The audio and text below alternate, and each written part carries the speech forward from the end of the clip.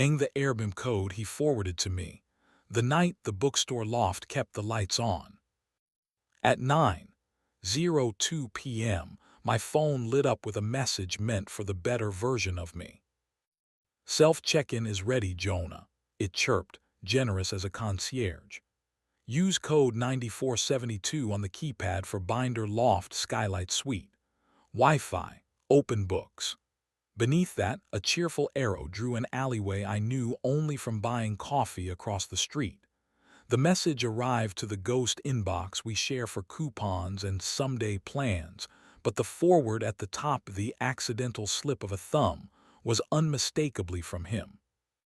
He'd left at 8 with the jacket that flatters him even when mirrors feel evangelical, the kiss people give a life they trust to stay where they set it down. Wrap toast, he'd said, 2 words that turned celebration into minutes. Then quick notes with Luca's. Don't wait. Luca's does sound. He wears stillness like good cologne and carries microphones with 2 fingers, as if they're too intimate for a fist. The oven kept a cinnamon thing warm because sweetness always sounds like a strategy when you haven't picked a side. The apartment's light climbed the wall in honest squares and declined to narrate me. I put the phone face down the way we promised to on sunny mornings, then turned it over again because I wanted to misbehave correctly and in order. The code was 4 digits, easy to carry and harder to forget. I slid them into my pocket with my keys. Binder Loft used to be a bookstore.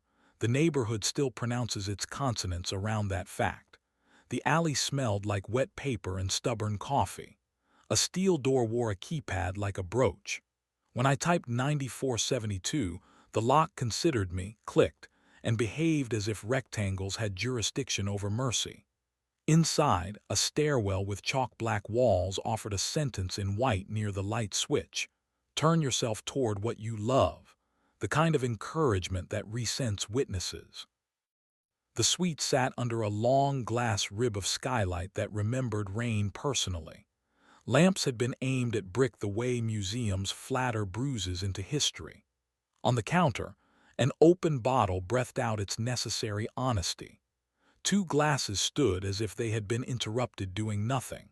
A book lay splayed and defenseless near the stove, its spine cracked at an apology I'd heard him quote last year. In the other room, voices negotiated in the register I hate, too low to be public, too warm to be innocent. I didn't call his name. I followed our reflection along the long mirror by the coat tree and stopped at the archway. Jonah stood with his jacket off, shirt sleeves folded into arguments, eyes closed because his mouth had been doing the thinking. Lucas sat on the arm of the couch with one hand near Jonah's ribs, as if gently negotiating a ceasefire with breath. They turned at exactly the same time, an old choreography that admitted surprise before it invented explanations. Ben, Jonah said, my name with the softness of a receipt. Airbnb likes to believe we're all the same person, I said, because jokes are the leash I use to keep panic from running into traffic. I lifted the phone. It sent your welcome to my pocket. Lucas did the right amount of nothing. He had the competence of furniture and the decency to be good at it. I'll go, he said, not apologizing, not daring me, making absence look like useful work.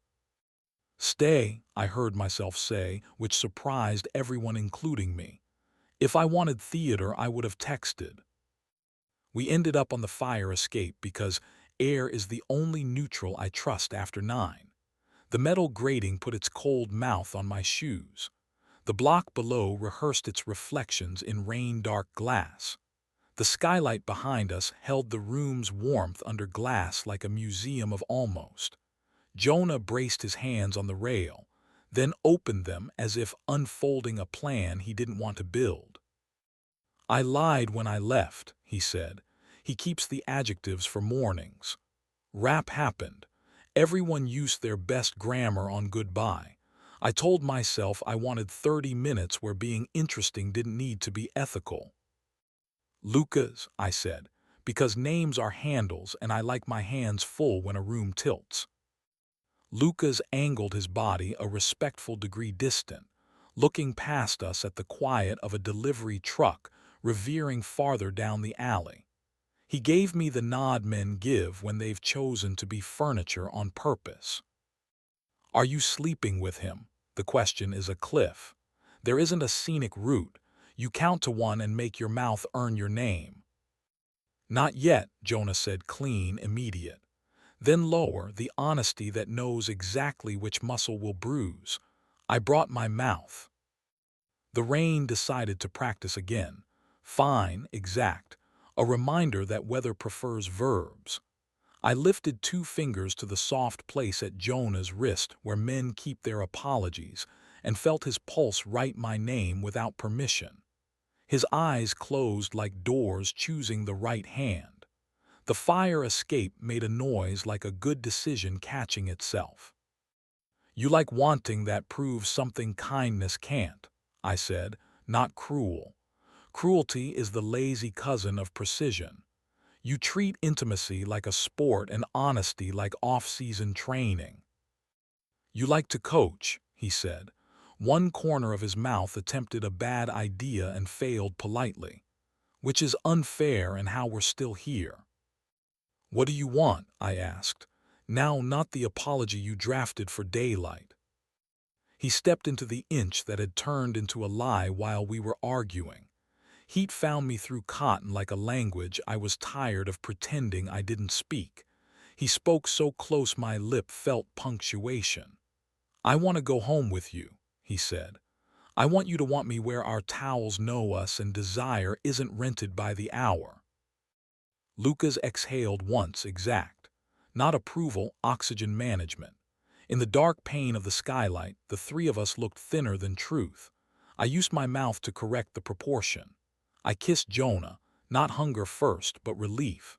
Relief is the kind of appetite you can walk across a bridge without anyone feeling betrayed by craft. He leaned into it like a debt that finally made sense. My palm slid under his shirt to the heat at the small of his back where his body keeps its best arguments. He made the low sound he can't perform on cue, the one that convinces me our kitchen is holy. The glass pretended to mind its own business. I stopped before the room could pretend to be a witness. He kept his forehead near mine because punctuation succeeds where grammar pleads. Inside, a door agreed to be patient. When we returned through the archway, Lucas had traded places with a folded note on the counter. The handwriting was disciplined enough to be anonymous. Lock behind you. He had also capped the bottle, which is a style of apology I respect. We took the stairs because lifts hadn't earned my trust. The concierge in the sales gallery across the street waved at nobody with the affable skill of a man who is paid to know about discretion. The rain gave up its argument the way children do when someone offers a better game. The cab didn't ask to be relevant. At home, the cinnamon had performed indecent loyalty. We ate it at the counter with our fingers because forks would have lied. He leaned his hip against the drawer with the takeout menus and looked at my mouth like men check clocks at the end of a shift. Hopeful, resigned, grateful. I put my palm under his shirt and found the heat like an address that belongs to us. He tipped into me heavy with gratitude. We were careful in bed, not the kind of careful that kills heat, the kind that knows where to fold it. He knows where to set his palm on my ribs so the rest of me remembers how to turn without issuing a statement. I know where his shoulder hides when it doesn't want to confess and how to coax it into telling the truth with weight and breath. I won't diagram it. I'll tell you the room remembered to breathe, and the morning forgave us because it had other work to do. We slept the sleep that has terms and conditions. Morning buttoned a clean shirt on our choices. He made coffee the way he does when he wants me to listen. I opened the windows and asked the day to tell the truth slowly. The keycode sat between us in a blue bubble on the phone like a witness that hadn't decided who deserved it. He started with small truths because small truths keep the large ones upright. The notes had run long. The skylight made the city feel negotiable. Lucas's attention had the grammar he wanted to try on. Then he ran out of script and reached for something I could keep. He said he is tired of being interesting for a living, that he wanted to be wanted the way stupid teenagers are, earnest, badly lit, forgiven in advance. He said he imagined my mouth more than once under that glass and felt ashamed of the math. He said he was sorry like a man who knows sorry is a tool, not an eraser. I didn't forgive him at the table. Forgiveness is a daylight animal and morning's charge. I told him to put on the coat that doesn't belong to vacation apartments and walk with me to the canal where water lies about Paris, and we let it. On the bench we like, pigeons performed competence. He hooked his thumb in my pocket like humility. I let him. 2 afternoons later, I saw Lucas in a lobby that smelled like ambition and lemon. He gave me the nod men give when they have chosen to be furniture on purpose. He didn't apologize and I didn't deputize. We took the elevator mirror and let it write our names backward without asking for correction. It isn't that we agreed. It's that we learned how to read ourselves both ways. Airbnb still sends tidy codes and cheerful maps. I don't trust their fonts or my inbox. I trust the square of light climbing our wall at 4. I trust the heat under his shirt at the small of his back when my hand decides to remember its job. If another forward lands in my pocket, 4 digits choosing who I am to myself, I will do what I did the night the bookstore loft kept the lights on. Find air, choose kissing over theater, walk him home with my hand on the part of him that knows the address, and keep teaching our door, gently, stubbornly, in as many attempts as it takes to open from the inside.